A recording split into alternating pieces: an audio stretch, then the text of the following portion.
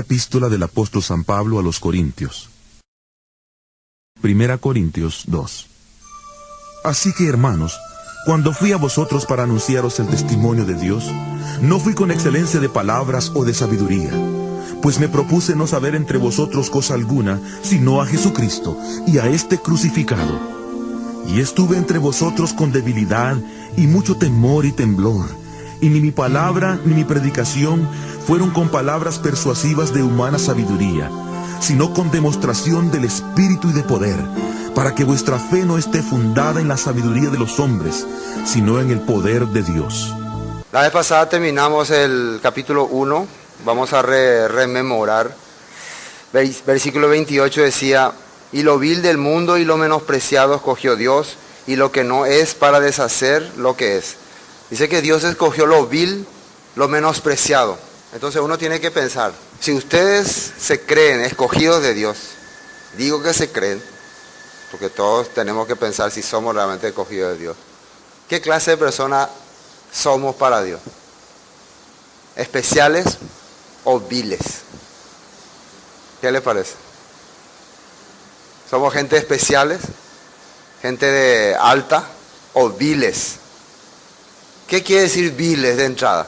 Es como sin capacidad, ignorante, inservible, insuficiente.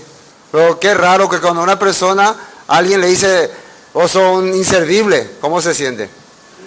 Mal. Vos sos un incapaz, ¿cómo se siente? Mal.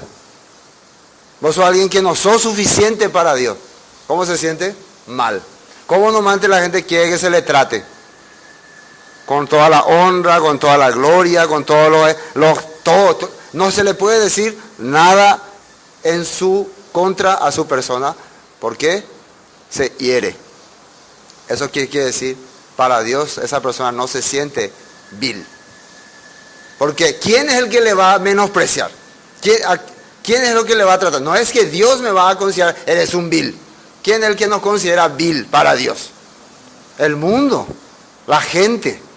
Por más que sea alguien que es mi hermano de la iglesia, igual me considera vil. Pero Dios dice que esa clase de personas escogió. Entonces, uno tiene que pensar, ¿yo soy un escogido de Dios? Porque si nosotros no somos capaces de caer en lo más bajo por Él, ante el mundo, es la prueba de que yo no soy escogido de Dios. Si yo tengo que ser una persona que si no me exaltan, si me tratan como rey, como reina, no voy a hacer nada, no voy a decir nada, soy un falso escogido de Dios. Cada vez que alguien me reclama algo, me dice algo, yo protesto, me siento mal, entonces no soy esta persona escogida por Dios. Acá dice que Él escogió esta clase de persona para avergonzar a los sabios. Por eso van a ver que la mayoría de las personas, al querer sentirse grande, terminan fracasando. Y algunos hasta suicidándose. Esa es la realidad. Eso es la realidad.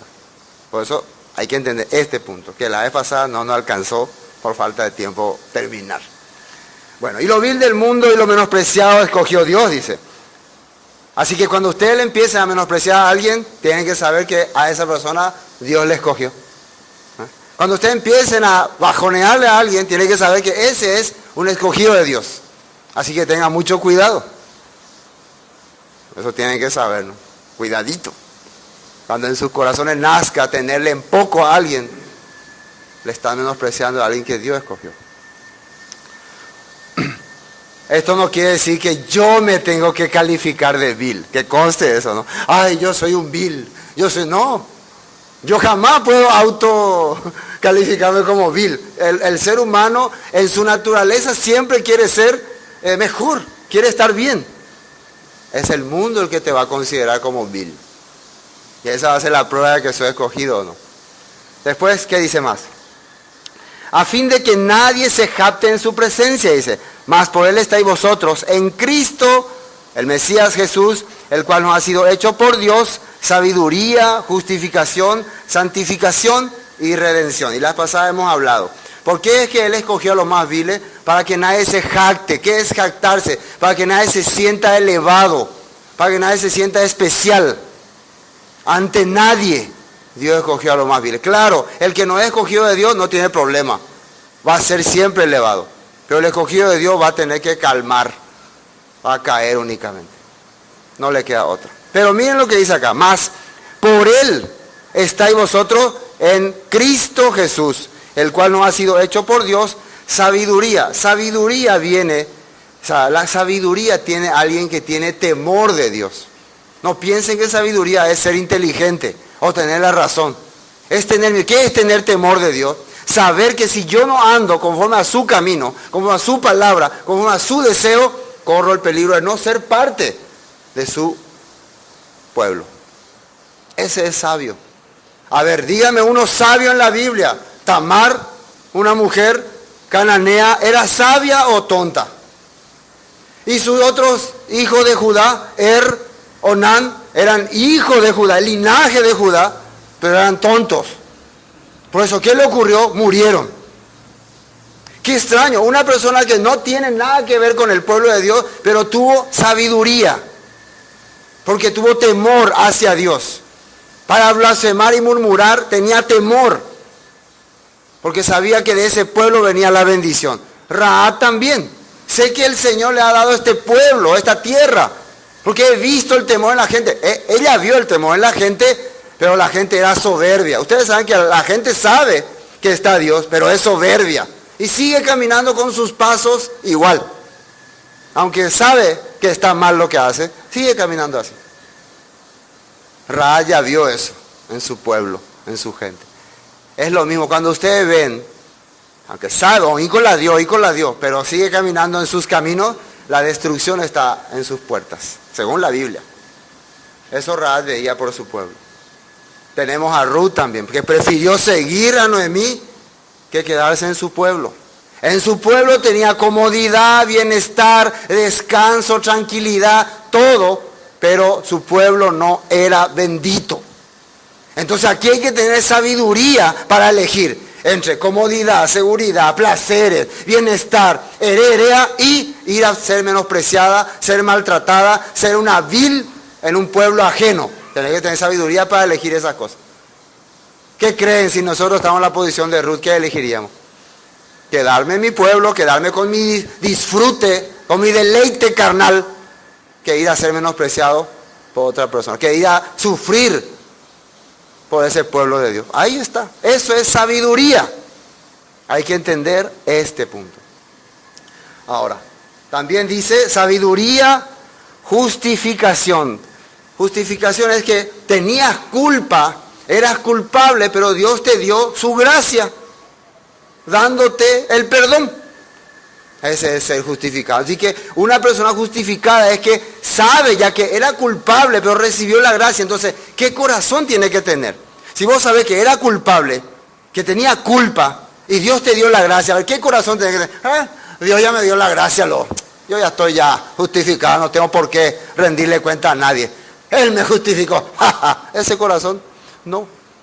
Si vos sabés que era un culpable, tenés que andar con la cabeza agachada. Porque es una gracia que estés caminando. Ese es el corazón que tenía Rahab, Tamar, Ruth. Siempre esperando la gracia y misericordia. No puede ser que una persona que diga que fue justificado ande con altanería diciendo estas cosas. Porque antes tuvo sabiduría. Ustedes ven el necio era pobre, no tenía nada. Pero un día se hace rico y cómo es su carácter. Ya le mira como poco a las personas. Ese es el necio. Entonces le cambió la riqueza. No tiene sabiduría. Igual en lo espiritual.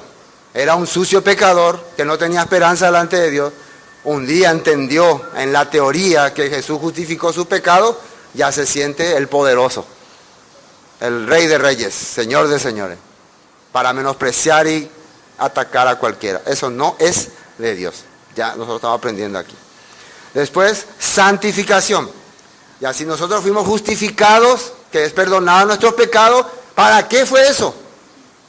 ¿Para seguir pecando? ¿Para vivir odiando, menospreciando, criticando, adulterando la palabra? No, para apartarnos de la suciedad. Para eso hemos sido justificados.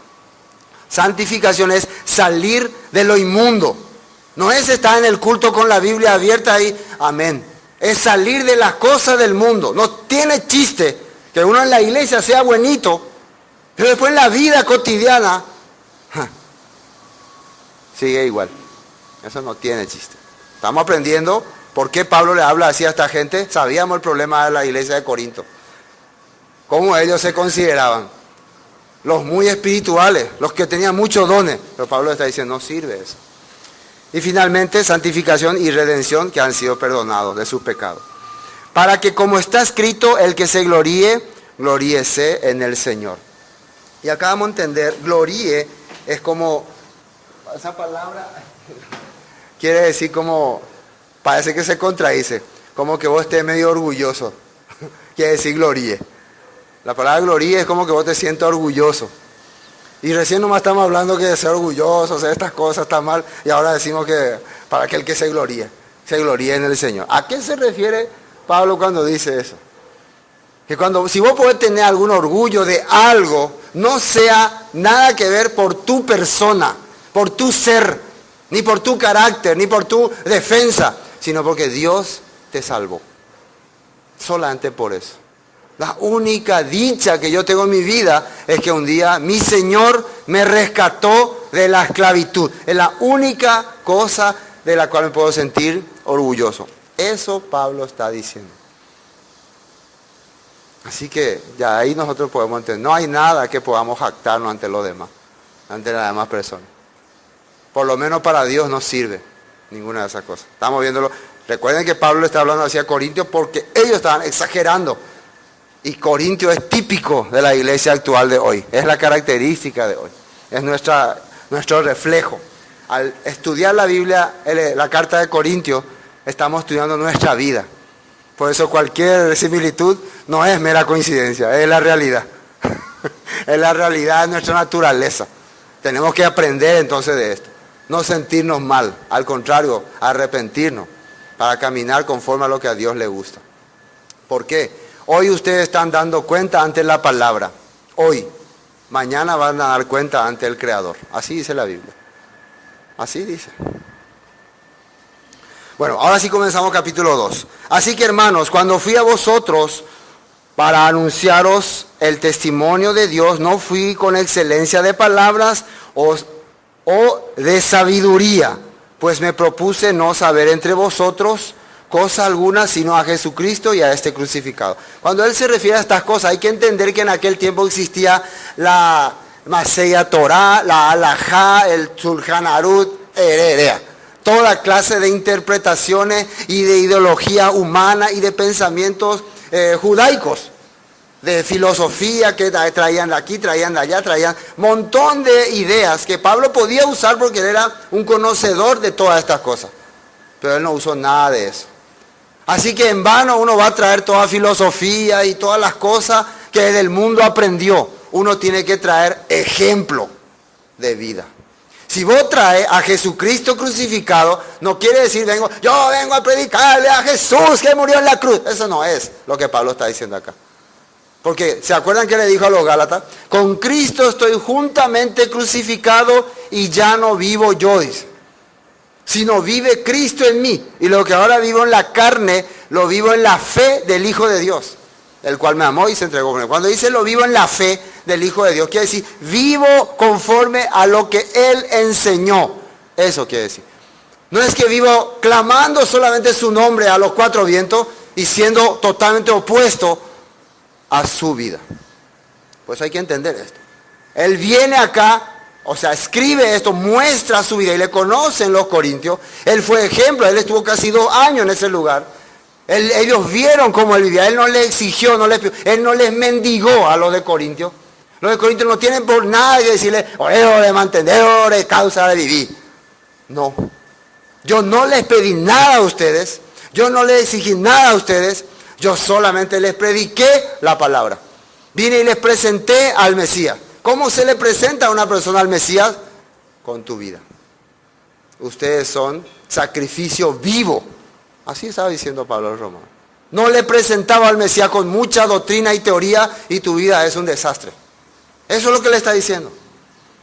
Bueno, pues me propuse no saber entre vosotros cosa alguna sino a Jesús y a este crucificado.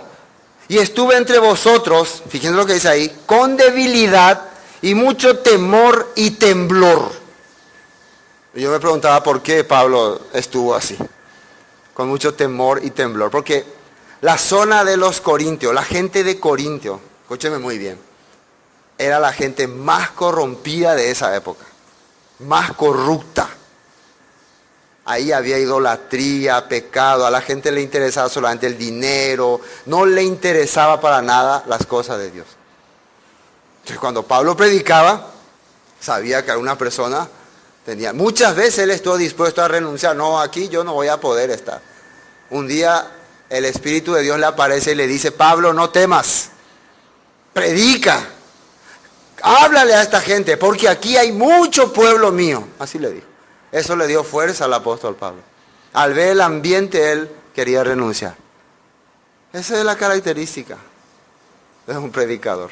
Le da miedo a la gente. ¿Por qué? Es triste ver que las personas no pueden seguir a Dios. Entonces la gente que no sirve a Dios y que no tiene temor de Dios, ¿qué creen? Es capaz de cualquier cosa. Por eso Pablo tenía temor.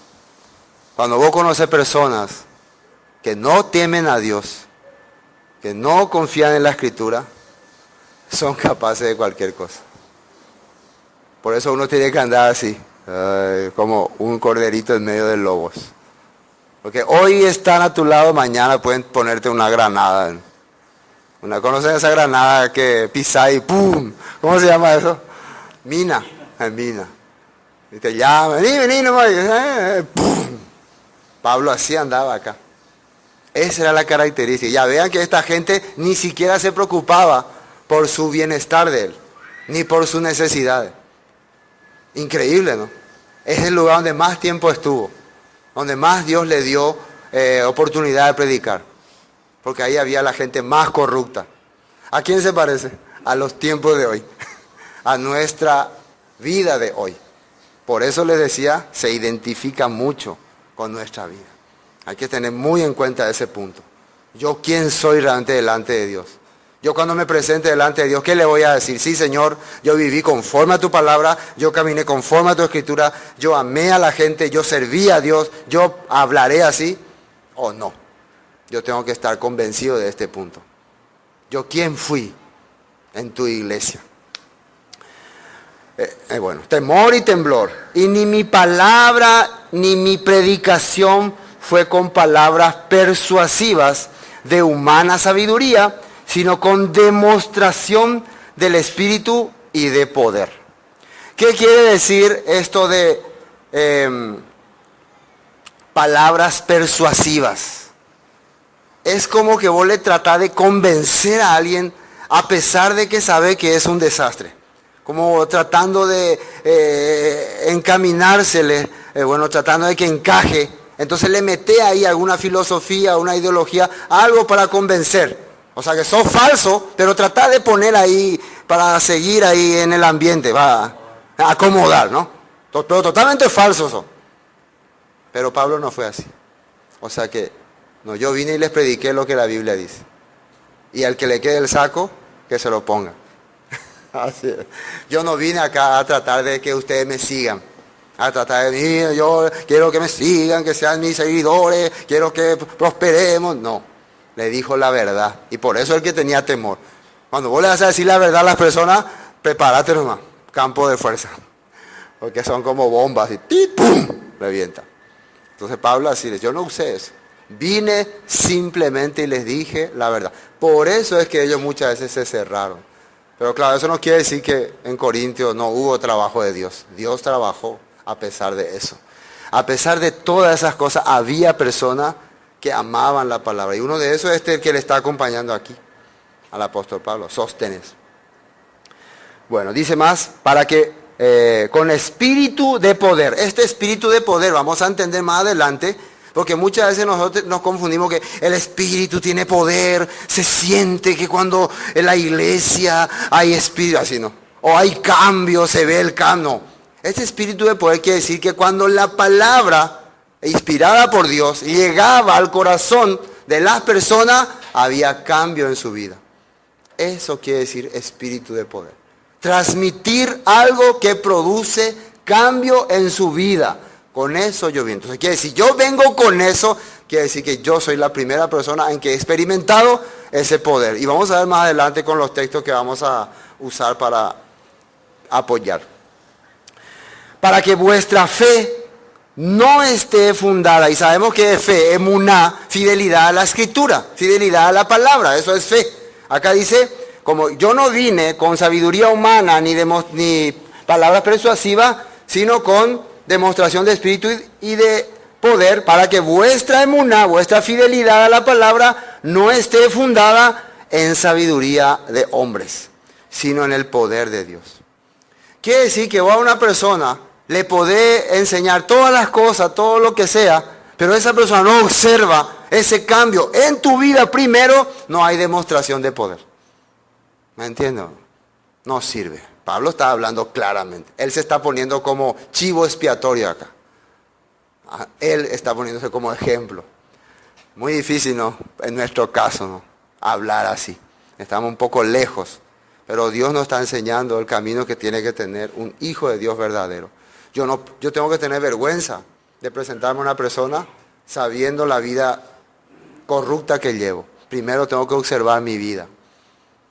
Eso es importante. Ustedes no van a estar delante de hombre, sino delante de Dios.